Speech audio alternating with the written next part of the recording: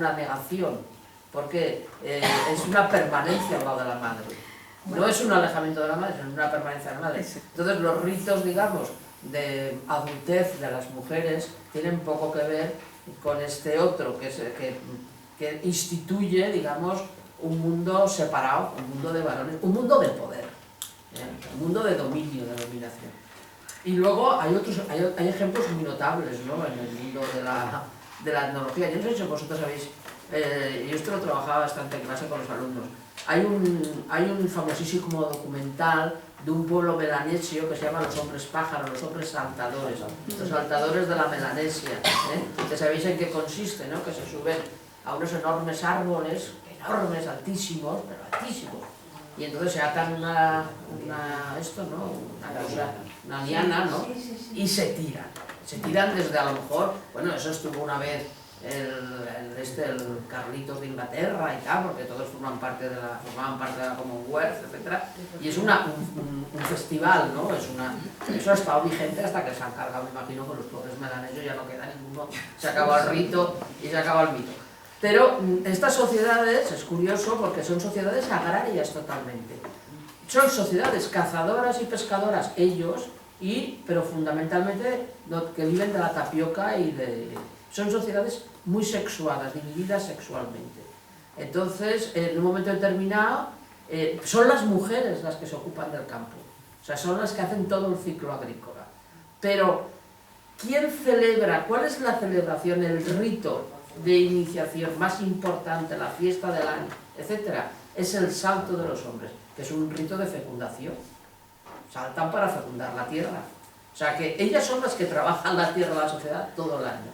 Pero los que celebran con un salto feroz, ¿no?, enorme, ¿no?, la fecundación, son ellos. En una sociedad que se mantiene de la depredación y de la agricultura, pero la agricultura tiene más papel que incluso la depredación.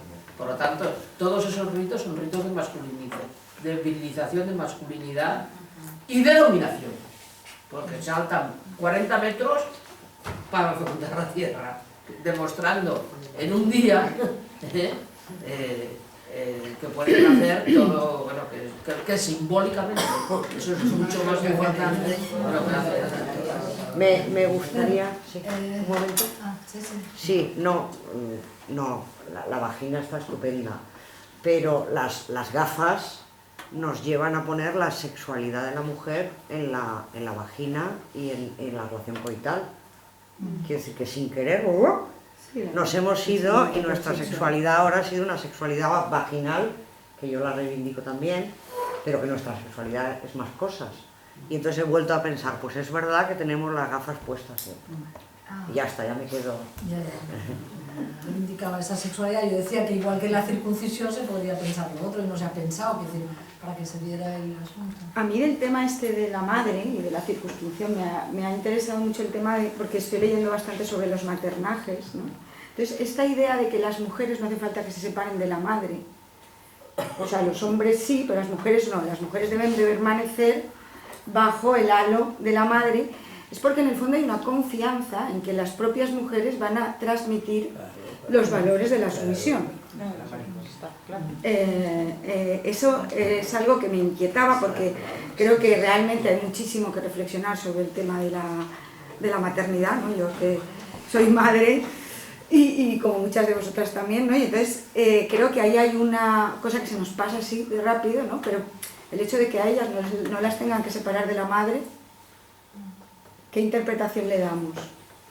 No veo otra, si tenéis... Bueno, porque eso corresponde exactamente cuando estamos hablando del análisis de Bourdieu, del dentro y del fuera. Se trata de permanecer, o sea, en esa sociedad, Bourdieu dice muy claro, es una sociedad donde, como no existe el orden de la sexualidad, que es el orden del erotismo, ¿no?, que es el que nosotros conocemos, pero son sociedades donde está incorporada la división sexual en todo, ¿eh? Hay una división, una sexual, ¿cómo se dice eso? Sexualización, una sexualización total. En las casas, dentro, fuera, el mercado, el tal, arriba, abajo, o sea, él hace todas esas oposiciones que ya veis que son múltiples, además que se pueden ver de arriba a abajo o se pueden ver por el ciclo de la vida, ¿no? desde el nacimiento, el matrimonio, etcétera, etcétera, ¿no? Entonces veis como también en ese transcurrir de la vida hay una masculinización. A medida que uno se hace adulto y está en plenas facultades, los valores masculinos son los que dominan. Cuando se envejecen, cuando los hombres envejecen, etcétera, también se hacen más de dentro, ¿no? O sea, que los valores de la vejez se van haciendo asimilables a los valores de lo femenino, lo cual tiene narices, o sea, porque todo lo activo es masculino, todo lo pasivo es femenino en todos los tipos, ¿no? Entonces ahí, con esa división sexual, división del trabajo sexual y división sexual de todos los espacios, de todos los cerebros. No, pero sí lo que digo al revés es que eso todavía está. Quiero decirte, lo provechoso de este análisis, o sea, lo provechoso de este análisis, que cuando tú dices que parece atemporal lo de la cávila, es porque identificamos en prácticas actuales cosas que... Y entonces es que eso está. Hombre, él dice un ejemplo muy bonito no, horroroso, pero muy interesante, que es cuando dice lo de las mujeres en la publicidad, ¿no? Exactamente, lo dice tal cual. Llega un momento que además las mujeres tienen que incorporar la distinción, que es otra categoría muy de Bourdieu, que es separarse, el buen gusto. Entonces las mujeres no pueden ir con las tetas fuera y tal, porque entonces piensan que tienen mal gusto, porque entonces los hombres necesitan mujeres que les den estatus, y que les den, digamos, que solamente, y que además sean exclusivas. O sea, eso es todo, es un juego actual, Sí, aquí lo dice literal. Bueno, entre los ritos de separación, por ejemplo, también cita uno que yo recuerdo que en las fotos que he visto de gente más mayor que yo, eso existía, y es que los niños tenían el pelo largo hasta que en un momento determinado se lo cortaban. Y entonces también, digamos, ese corte del pelo era también un rito de separación de la madre, ¿no? Como el empezar a ir a la caza, o como yo he visto, ¿no? Entrar en un club deportivo, ser del Barça, o ser del tal, o sea, como vas, digamos, separando, ¿no? Para entrar en eso. Algunos ritos de institución son sencillos, son fáciles. Ha habido uno que también me ha hecho pensar que cuando cita el de mear, a ver quién mea más lejos. Es el típico rito de institución porque está claro que con esa concepción son los niños los que lo hacen y no las niñas los que pueden hacerlo, ¿no? Yo quería muchas cosas, perdona, yo quería, a mí es que de lo que ha dicho usted, Berta. de lo que ha dicho Berta hay una cosa que me parece importante, y es que seamos conscientes que somos las mujeres en todas las sociedades las que reproducimos las estructuras patriarcales, y eso hay que ser muy consciente. Yo recuerdo un libro de hace 7 o 8 años que se llamaba Las madres contra las mujeres, estaba todo dicho, ¿no? Sí. Es decir, y eso hay que ser conscientes y pasa en todas las sociedades, incluida la nuestra. Y este rito de institución de a ver quién vea más lejos también me ha hecho pensar en cosas como, a veces no te das cuenta, ¿no? Pero los hombres tienen que mear de pie. ¿Queréis explicar por qué demonios tienen que mear de pie? O sea, para ensuciarlos más. Porque es que, ¿por qué no mean sentados? Se caga sentado, se mea sentado. O sea, ¿por qué regla de 3 tienen que mear de pie?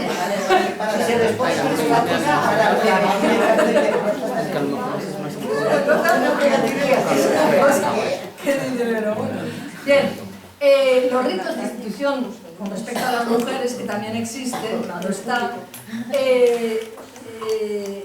Bourdieu dice siempre son ritos en los cuales se imponen límites, es decir, parece que la institución de las mujeres sea siempre meterlas dentro de un cercado. Sí, sí, sí. Por ejemplo, todo lo que tiene que ver con la disposición del cuerpo o la disposición de la vestimenta, ¿no? Desde la misma existencia de las faldas hasta los tapones o el bolso. O sea, el bolso, si lo pensáis, llevamos bolso, ¿no? El bolso lo que hace es que no sabes qué hacer con... O sea, las manos las tienes ocupadas. O sea, hay una... Realmente no tienes la misma disposición del cuerpo con el bolso, con los tacones y con la falda que la que tienen los hombres, que al fin y al cabo, ¿cómo se las apañan si no llevan bolso? O sea, pues no sé, no llevan tampoco una mujer bolso al lado todo el tiempo, ¿no? Pero así es, ¿no?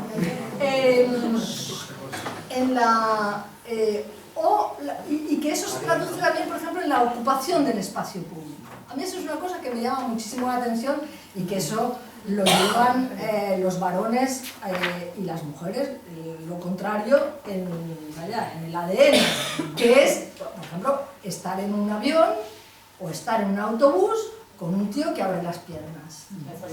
Eso es, quiero decir, es que eso es todos los días, o sea, ellos se aposentan y ¡pam!, abren las piernas. Y tú estás sentada al lado y tienes que estar tocando la rodilla del mequetrefe que se te ha puesto al lado. Tú no ocupas, o sea, yo me doy cuenta, o sea, cuántas veces, no sé, le he dicho por ejemplo a Lola, siéntate bien, porque Lola cuando se sienta parece que se tiene que... El cantito de la silla, o sea, el cantito de la silla, ocupar lo menos posible, ¿no? O sea, constreñirse. Eso se hacía, pero no pasa. El gesto... práctica,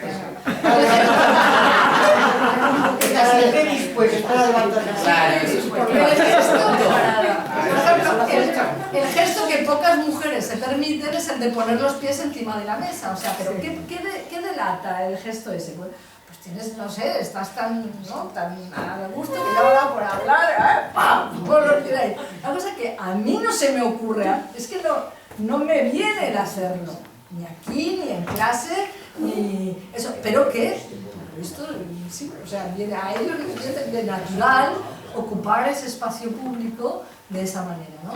Dice Bourdieu que es curioso, ¿no?, si uno aplica, o sea, si uno ve, por ejemplo, los manuales para devenir azafatas, o incluso, yo el otro día estaba oyendo un reportaje sobre Mercadona, de Évole, y las mismas chicas, lo que decían, ¿no?, la composición del cuerpo, el maquillaje, o sea, tú no puedes dejar de estar maquillada, tú no puedes dejar de estar, ¿no?, un cuidado que para nada se exige tal. Claro, esas son cosas que están continuamente, o sea, que son esa especie de ritos, ¿no?, por los que hemos incorporado, y ahí se entiende lo de la incorporación, porque al final mi cuerpo se mueve según algo que es una palabra no escrita, ni escrita a lo mejor ni dicha, o sea, porque no es, yo no recuerdo que en ningún momento me dijeran que cerrara las piernas.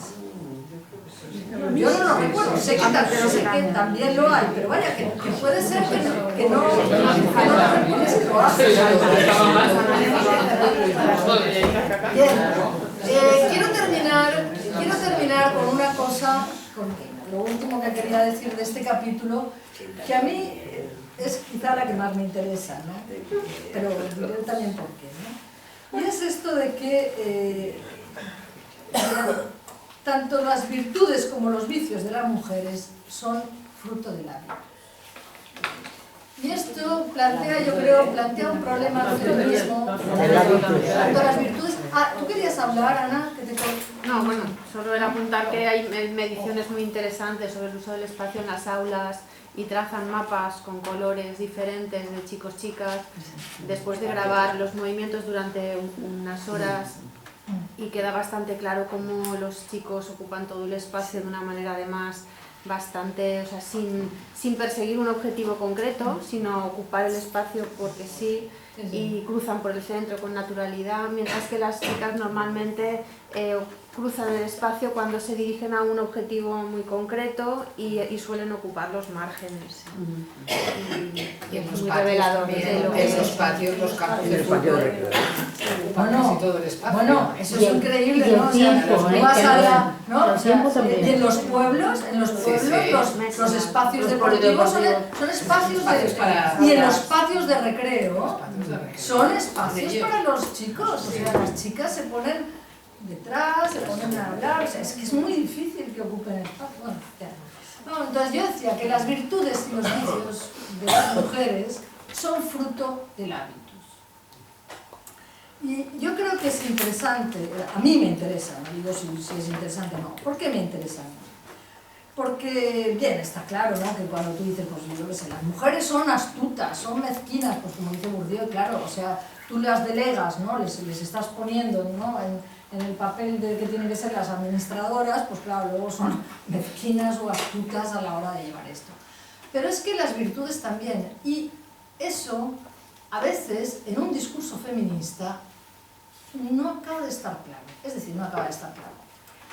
Acaba reivindicándose las virtudes femeninas como si eso fuera un hecho de diferencia que hubiera que poner por delante, que hubiera que reivindicar o que hubiera que afirmar, sin darnos cuenta, o no lo sé, o eso es lo que yo planteo como problema, de que esas son también virtudes del sometido, de la sometida, o sea, virtudes de la dominada. Él pone el ejemplo de la intuición. La intuición es ejemplar para esto, ¿no? O sea, efectivamente, las mujeres somos más intuitivas. ¿Y por qué somos más intuitivas? Porque ¿qué es ser intuitivo? Ser intuitivo es que tú adivinas un gesto antes de que se produzca. Adivinas una necesidad antes de que se produzca. Por ejemplo, una madre con un bebé, si se lleva bien, acaba siendo intuitiva. A Dios gracias. Porque entonces cuando el bebé hace A, dice, eso es que lleva caca. Bueno, pues si lo acierta, pues mira, eso que hace pues eso es que ya quiere el biberón. Perfecto, perfecto. Quiere decir que lo que haces es interpretar gestos, sonidos, etc. Y te adelantas a las necesidades. Pero te adelantas a las necesidades porque tú estás pendiente de las necesidades de los otros. Eso que en el esquema madre-hijo parece virtuoso, aplicado al conjunto de la sociedad, lo que pone de manifiesto es que es una virtud del sometimiento. O sea, hemos tenido que estar pendientes de las necesidades de los otros y entonces cuando alguien ha dicho algo en un tono, sabemos ese tono. Porque tenemos los ojos, tenemos una atención más puesta en los demás de la que los varones tienen puestas sobre los demás. Y por eso, en esa atención absolutamente desequilibrada, nosotras sabemos adivinar esas cosas. Por lo tanto, algo que podría parecer positivo, que las mujeres somos más intuitivas, es fruto de esto. Yo, como esto, he reflexionado también otras cosas. Yo, últimamente, oigo, ¿no?, que a veces cuando se habla de feminizar la política, pongo el ejemplo, ¿no?, que lo he oído en Podemos, se dice, pero también se dice fuera de Podemos. Feminizar, y se habla, por ejemplo, de no ser tan agresivo, de utilizar un tono más formal, ser más educados, ser más suaves, etc. Los cuidados. Es decir, yo creo que es difícil porque efectivamente las diferencias que hoy nos instituyen a nosotras como mujeres frente a los varones como hombres, que son fruto de una dominación, en el momento en el que las hacemos valer como virtudes, hasta qué punto, ¿no? Lo único que estamos haciendo es, yo qué sé, echar un clavo que ya está puesto, ¿no? Entonces, hay que romper eso, hay que quizá romper ese discurso.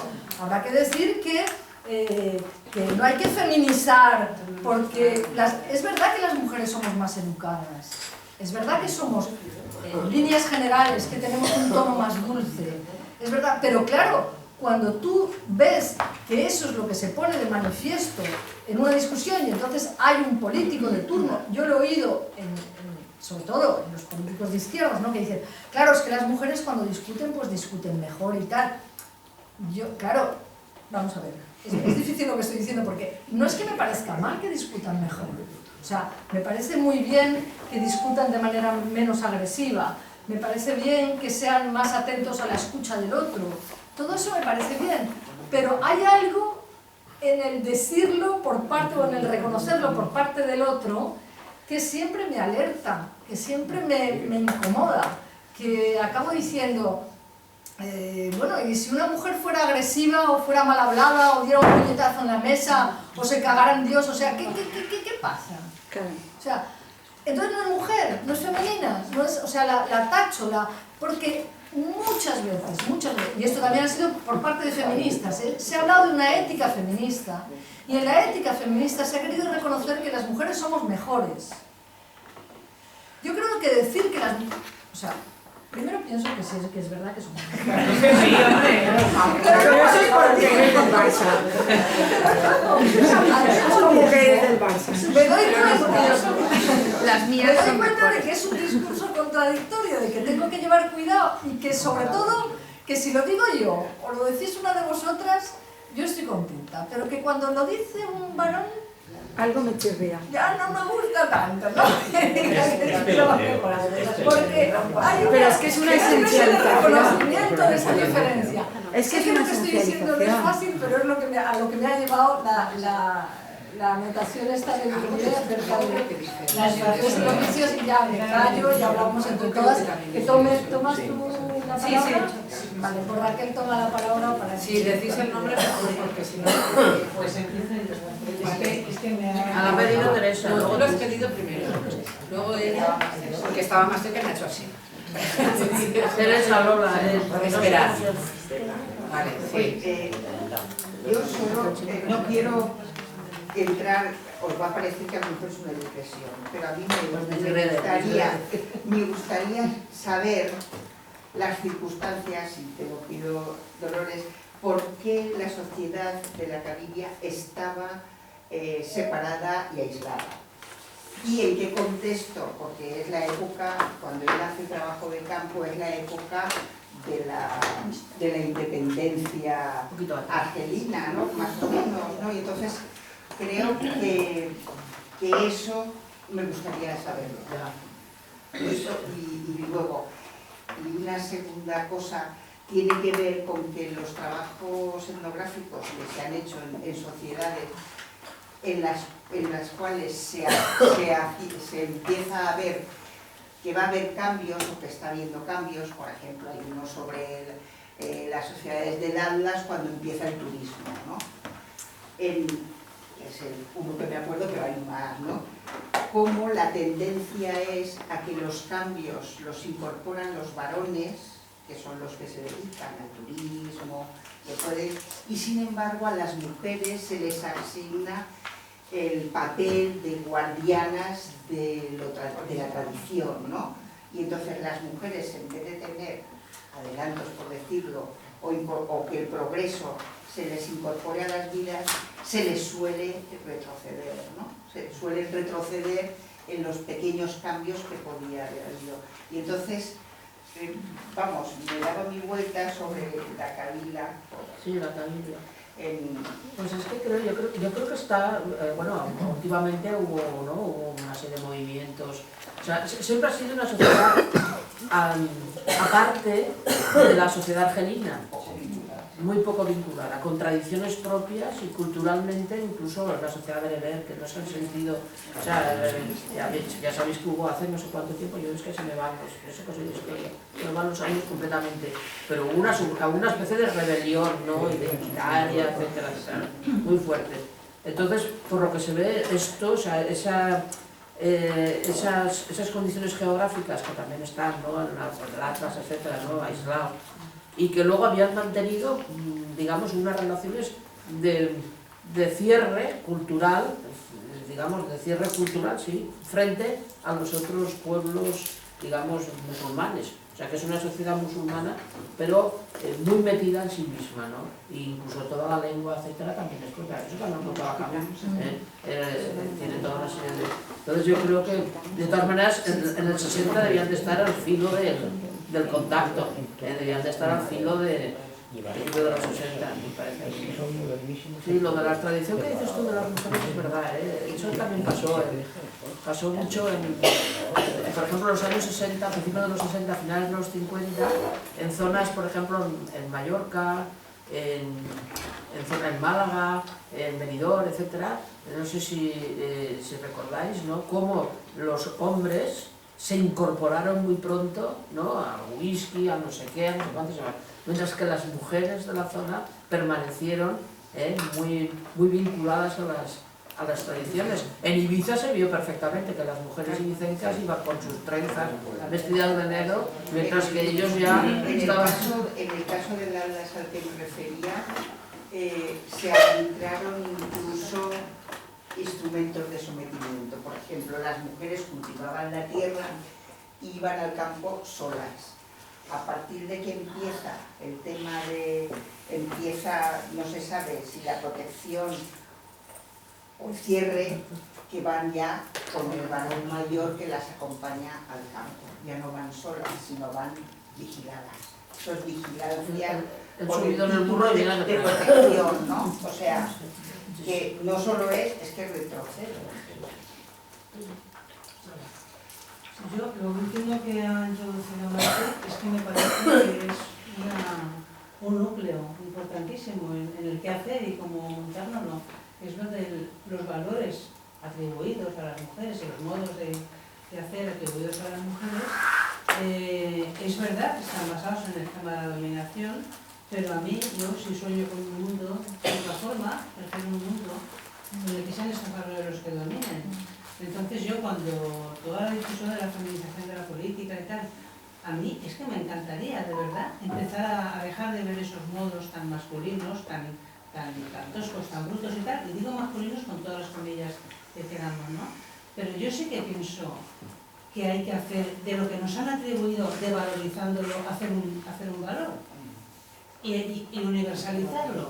Claro, es que al final vamos a romper la diferencia sexual, pero instituyendo el valor de lo que nos han atribuido y dándole valor. Un poco lo que quería. Va fácil. Hola, me llamo Eduardo.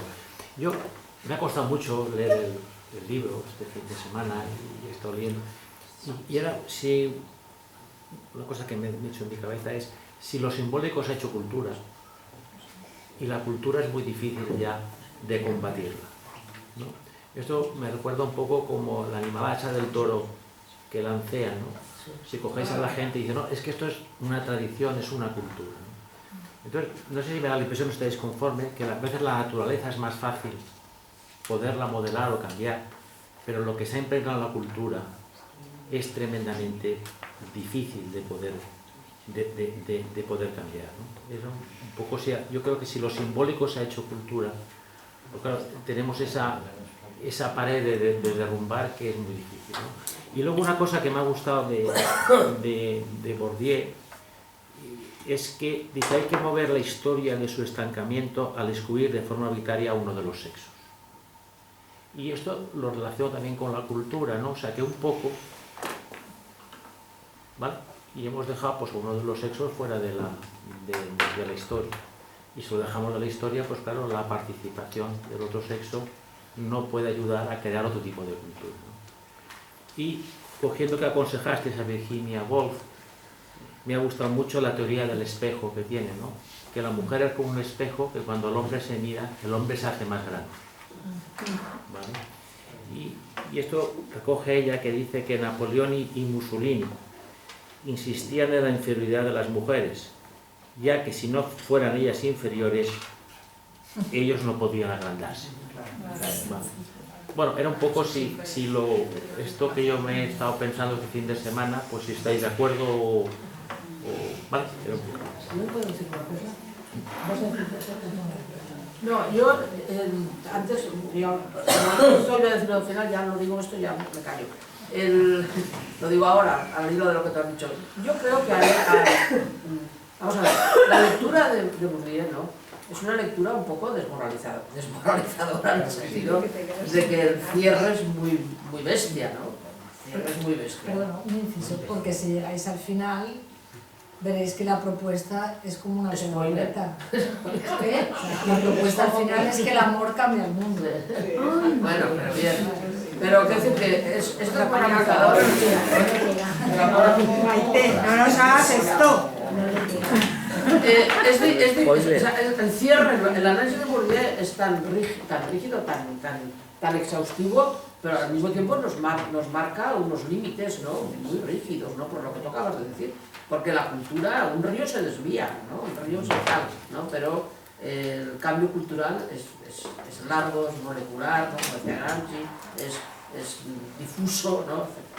Pero al mismo tiempo, Bourdieu dice una cosa, tiene una concepción que yo creo que es la que Maite ha dicho también, que es, por otra parte, es un camino que nos marca, y es el de las prácticas. O sea, él está diciendo que todas esas prácticas, esa visión androcéntrica crea las diferencias, ¿no? Esas diferencias se parecen el fundamento, y el fundamento, a su vez, anima a cerrar el círculo de la visión androcéntrica, ¿no? Pero esa visión circular se basa en todo un conjunto de disposiciones y de prácticas, que además él dice que no te riñen para que seas una mujer perfecta. Bueno, algunas madres sí, o algunos padres sí, pero no te van diciendo todo el rato, oye, ponte tal tipo de tacones, oye, ponte no sé qué. No, es que tú sigues unas prácticas, unas reglas, de una manera